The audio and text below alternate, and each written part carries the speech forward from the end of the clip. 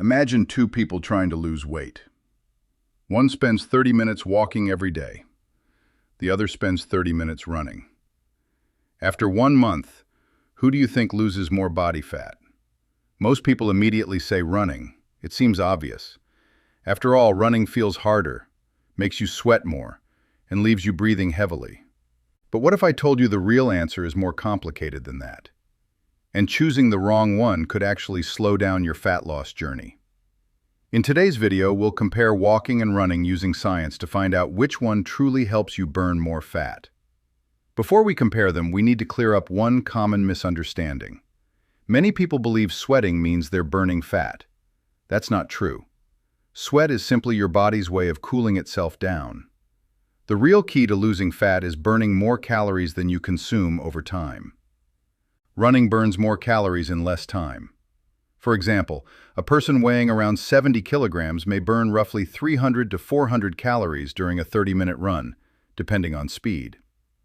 The same person might burn around 120 to 200 calories during a 30-minute brisk walk.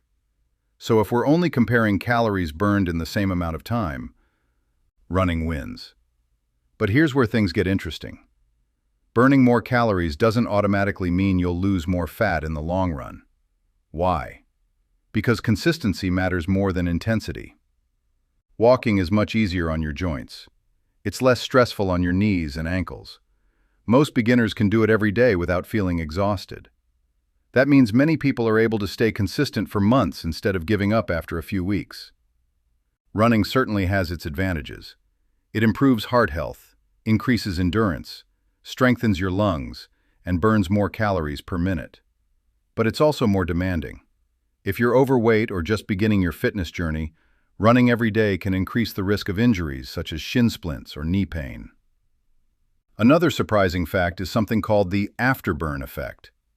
After an intense run, your body continues burning extra calories even after you've finished exercising. This doesn't happen to the same extent after a normal walk. However, the effect is relatively modest. It helps, but it's not a magic fat-burning trick. So, which one should you choose? If you're new to exercise, have joint pain, or simply want something you can stick with for years, walking is an excellent choice.